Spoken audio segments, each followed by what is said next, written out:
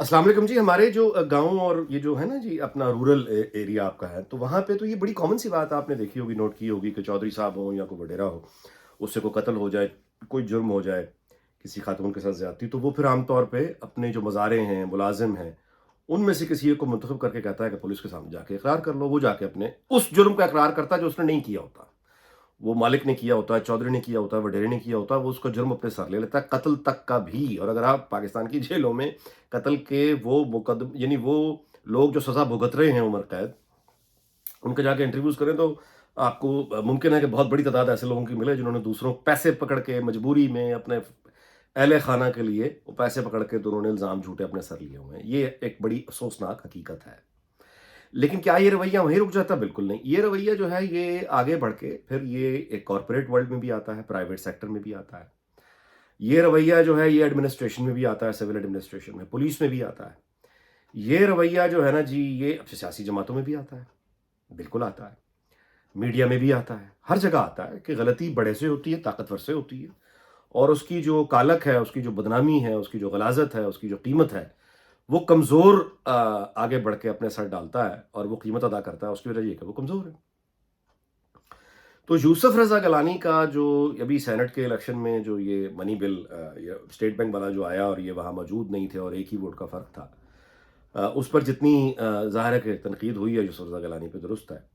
और उसके बाद ये कि उन्होंने आज एक इस्तीफ़ा भी सेनेट की उस नशिस्त की, यानी कायदे हिज़्ब इख्तिलाफ़ वाली नशिस्त से, पीपल्स पार्टी से नहीं, सेनेटरशिप से नहीं, सिर्फ़ वो जो नशिस्त अपोज़िशन लीडर वाली है, उससे इस्तीफ़ा जो है वो पीपल्स पार्टी को भिजवा दिया, व्हिच इज़ फाइन। इसमें कोई कोई ये नहीं।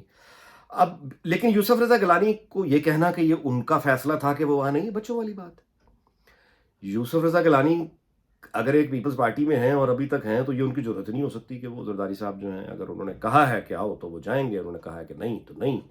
ज़रदारी साहब ने कहा है कि ये कालक उठा के अपने मुँह पे मलो, तो गिलानी साहब कहेंगे ठीक है, मैं पार्टी के लिए इतना कर सकता हूँ कि मैं वहाँ बस तो ठीक है, मैं नहीं जाऊँगा, गालियाँ खा लूँगा, तनकीद बर्दाश्त कर लूँगा। ये बेसिकली लॉयल्टी टेस्ट होता है किसी का, लॉयल्टी टेस्ट। वो लॉयल्टी टेस्ट वो देते आए हैं सारी ज़िंदगी, तभी वज़ीर-ए-आज़म पार्टी ने उनको बनाया है और आज भी ज़ाहिर है।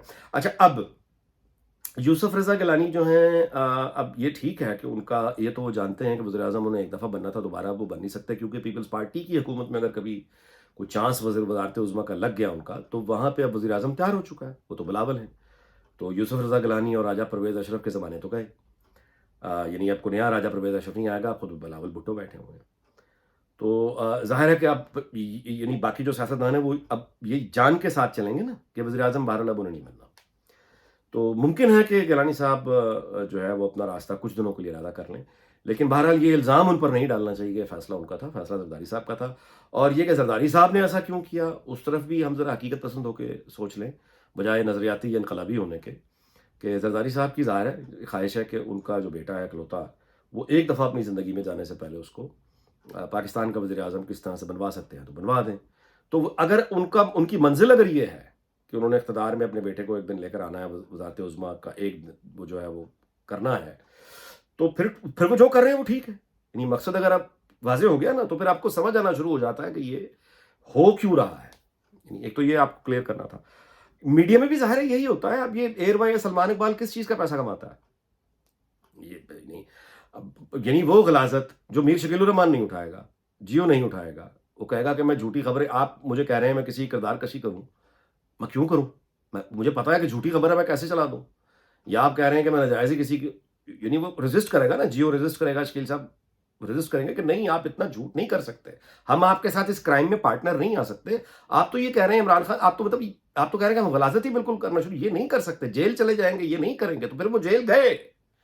और जिसने कहा कि हम हैं जनाब, आप हुक्म तो करें, वो ये सलमान इकबाल, एयरवाई। अच्छा, आगे से उसको भी मालूम होता है सलमान इकबाल को कि ये ग़लाज़त जो है मैंने अपने सर उठा लिया, अब आगे ये ग़लाज़त मैंने आगे किस एंकर को देनी है। तो उसको मालूम है कि ये वाला एंकर जो है इतनी ग़लाज़त उठाएगा, दूसरा इतनी ग़लाज़त उठाएगा, तीसरा इतनी ग़लाज़त उठाएगा, चौथा जो है उसके पास तो उसका प्रॉब्लम ही कोई नहीं है। उसको जो मर्ज़ी कहो भौंकेगा, भौंकता चला जाएगा। तो वो आगे से वो एयरवाई के अंदर पूरी टीम आपको मौजूद, आपके आपके सामने। तो ये गंद उठाने वाले, ग़लाज़त उठाने वाले, दूसरों की जुर्म अपने सरों पे डालने वाले, ये ज़ाहिर है कि हर जगह मौजूद है और ये एक बेबसी में होता है और या फिर ये सलमान इकबाल के केस में लालचियों में होता है। यानी एक जिसका कोई बंदा कमिटमेंट ही नहीं है। وہ پھر کرتا ہے. اور آپ نے دیکھا کہ یہ غلیظ کھیل میں جیو کے یعنی اب آپ کا کام ہو, مٹھائی کی دکان ہے آپ کی, ایک سامنے آ کے بری مٹھائی بیچ رہا ہے, بہت بری مٹھائی, کیڑے بھی ہیں اس میں, غلاظت بھی ہے, لیکن پولیس آ کے آپ کو بند کر دے, فوڈ ڈپارٹمنٹ آ کے آپ کو بند کر دے, اور جتنے بھی رش آورز ہیں جس میں کسٹمر زیادہ آتے ہیں اس میں آپ کی دکان کو وہ کسی بہانے سے کبھی بجلی کی بند کر رہے ہیں, کبھی یہ بند کر رہے ہیں, اور سامنے والوں کو کہہ رہے ہیں کہ چلاؤ چلاؤ چلاؤ چلاؤ. وہ یار 3.5 سال کے بعد بھی اس کی مٹھائی کی دکان کی مٹھائی اتنی ہی بری غلاظت ہے, لوگ گالیاں دے رہے ہیں, لوگ مٹھائی کھا کے بیمار ہو رہے ہیں, لوگوں نے مٹھائی کھانا چھوڑ دی, لوگ کسی کو شوگر ہو گئی, کسی کو کچھ ہو گیا. آخر کار جا کے وہ, لیکن وہ چلا اس سے پھر آخر کار پھر آپ ہی کے پاس آنا پڑا کہ اچھا جی آپ ہی پھر مطلب ہے 2-4 بندے رکھ لیں, 2-4 بندے نکال لیں, آگے پیچھے کر لیں, آپ ہی سے بات کر لیتے ہیں. تو اب اس کی نلائکی دیکھیں کہ وہ جو سلمان اقبال نے یہ کیا ہے, یعنی جیو کی جنگ کی گاڑیوں پر حملے ہو رہے تھے اور سلمان اقبال اس کا فائدہ اٹھا کے جھوٹ پہ جھوٹ بول رہا تھا, جھوٹا پروپیگنڈا کر رہا تھا, جس کے لیے اس کو پھر اعزازات ملتے ہیں, جس کے لیے پھر اس کو وہ ایک یعنی سرکاری خرچے پہ اس کا ریٹ ہی لادا ہے روائے کا, جو اشتہار جس پہ وہ چلاتا ہے. یہ ہوتا ہے, یہ گند غلاظت اٹھانے والے کرمنل گھٹیا لوگ اس طرح کے پیسے کے لیے اور یعنی طاقت کے لیے اور عزت کے لیے دوسروں کی کالک اٹھا کے, یہ آپ کو لوگ ہر جگہ مل جائیں گے, یہ ہر پارٹی میں مل جائیں گے. باقی آئیں جی ایچ کیو کی طرف سے آج ایک گورنمنٹ آف پاکستان سے مطالبہ کیا گیا ہے کہ جو کمیشنڈ آفیسرز ہیں ملٹری کے, پاکستان ملٹری کے, ان کو بجلی کے جو بل ہیں اس میں 50% ریبیٹ دیا جائے, یعنی کسی طرح کی یہ چھوٹ اور پیسے کچھ واپس کیے جائیں 50%. اچھا, یہ جو 50% ہیں یہ پرائم منسٹر سیکریٹریٹ کے جو لوگ کام کرتے ہیں ان کو بھی ریبیٹ ملتی ہے, جو پریزیڈنٹ ہاؤس میں لوگ کام کرتے ہیں, پریزیڈنٹ سیکریٹریٹ میں جو لوگ کام کرتے ہیں ان کو بھی ریبیٹ ملتی ہے. وابڈا کے جو اپنے امپلائیز ہیں ان کو بھی مطلب یونٹس فری ملتے ہیں اور رعایتیں ملتی ہیں. ہر کسی کی اس میں اپنے رائے ہے, رائے کا اظہار ہو بھی رہا ہے. میں گزارش آپ سے یہ کروں کہ وابڈا کے جو لوگ ہیں جن کو یہ فری یونٹس ملتے ہیں, پینشنز ملتی ہیں اور ریبیٹ ملتی ہے, اس پر اعتراض کرنے سے پہلے یہ سوچیے گا, جو میں آپ کو یاد دلا دوں کہ میں نے اسلام آباد جیسے شہر میں, اسلام آباد کلب کے بالکل ساتھ, یہ اسلام آباد کیپٹل کی بات کر رہا ہوں, میں دور دراز صحراؤں کی, پہاڑوں کی, گاؤں کی بات نہیں کر رہا, اسلام آباد. میں نے اسلام آباد کلب کے ساتھ یعنی ایک کھمبے سے دوسری جو بجلی کی وائرز جاری ہوتی نا, وہاں پہ میں نے ایک لائن مین کی ڈیڈ باڈی کو جھولتے ہوئے دیکھا ہے, لٹکتے ہوئے دیکھا ہے, یہ اسلام آباد میں. اس کے علاوہ میں نے ملک بھر میں ان کو کام کرتے ہوئے دیکھا ہے, وابڈا کے لوگوں کو.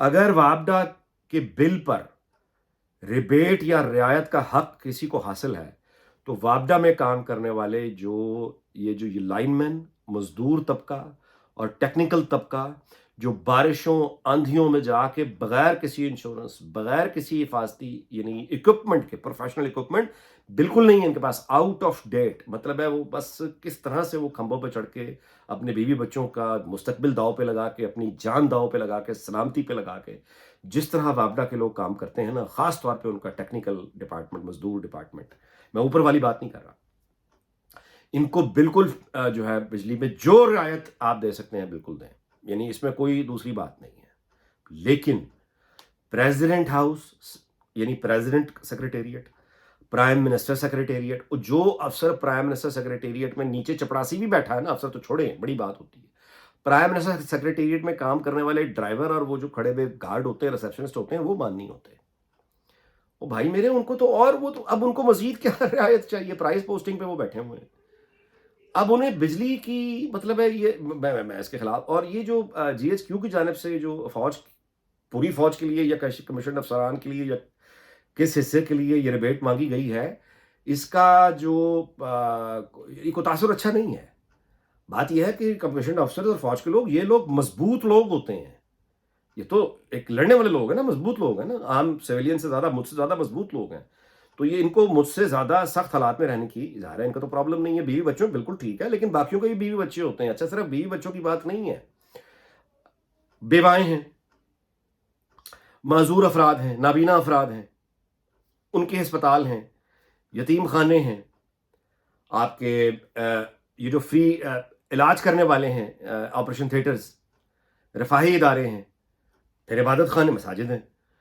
تو ان سب کے ہوتے ہوئے جب یہ پورے ریٹ ادا کر رہے ہیں بجلی کے, یا بجلی کے بغیر گزارا کر رہے ہیں, تو پھر اس طرح سے کسی بھی ادارے کا, وہ پرائم منسٹر سیکریٹریٹ ہو, وہ پریزیڈنٹ سیکریٹریٹ ہو, یا وہ فوج کے لوگ ہوں, یہ آدھی رعایتی قیمت پہ بجلی ملنا، یعنی اس کی حمایت نہیں کی جا سکتی۔ اب آگے آئیں، حل کیا ہے؟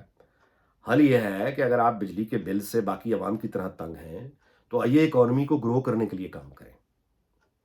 آئیے مطلب ہے کہ یہ جو ریلوے ایک تباہ شدہ، ایک ریلوے کی بائی دا وے بجلی اپنی ہوتی ہے، تو ریلوے کی جو بجلی ہے ان کے ساتھ مل کر کوئی نئے ہائیڈل پاور پروجیکٹ بنانے کی طرف توجہ کریں۔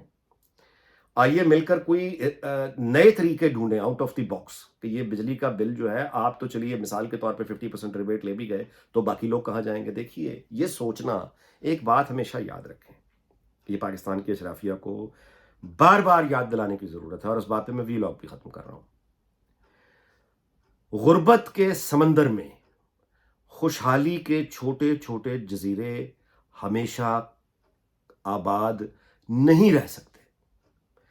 تاریخ کھڑی ہے 6000 سال کی، نکال کے دیکھ لیں۔ غربت کے سمندر میں خوشحالی کے چھوٹے چھوٹے جزیرے یہ ہمیشہ قائم نہیں رہ سکتے۔ سمندر آتا ہے غربت کا اور ان جزیروں کو لے کے ایسے ڈبوتا ہے کہ گھنٹوں اور دنوں میں سمجھ نہیں آتی کہ یہاں کوئی جزیرہ کبھی تھا بھی۔ لہٰذا وہ کوئی بھی پریویلیج کلاس ہو، پھر فرض کیا یہ 50% ریبیٹ آپ الیکشن یہ بجلی اس میں کروا لیتے ہیں، تو یہ وقتی پریشانی کا حل تو ہو جائے گا کہ بل تھوڑے کم ہو جائیں گے، کچھ لوگوں کے گھروں کے بل کچھ مہینوں کے لیے کم ہو جائیں گے، یہ کچھ گھروں کو ریلیف ملے گا، لیکن اس کا جواب آ جائے گا۔ تو بس میں اس سے زیادہ کچھ نہیں کہتا، پہلے ہی حالات دیکھ لیں کیا ہے۔ طالبان دستک دے رہے ہیں، وہ اسلام کا نام لے کر آئے ہیں، وہ نیشن سٹیٹ، آپ نے خود ایک ایسی قوم بنا دی ہوئی ہے جو نیشن سٹیٹ کو سمجھتی کچھ نہیں ہے، وہ کہتی کہ پاکستان کیا، پاکستان کا قانون کیا، ہم تو اسلامی نظام لے کر آئیں گے۔ یہ تو ہر کوئی کہتا ہے نا۔ تو اب وہ یعنی جس آئین کو اٹھا کے آپ نے پھینکا ہوا تھا، بغلوں نے بھی پھینک دیا، لیکن ان کے ہاتھ میں قرآن مجید آ گیا ہے۔ اب کیا کریں گے؟ پہلے ہی پرابلم میں پھنسے ہوئے ہیں، تو اس کے اوپر سے اس طرح کے فیصلے، یہ نظر ثانی کریں۔ میں درخواست ہی کر سکتا ہوں، کر رہا ہوں، آگے جو آپ کا جی چاہے، ظاہر ہے آپ مالکم۔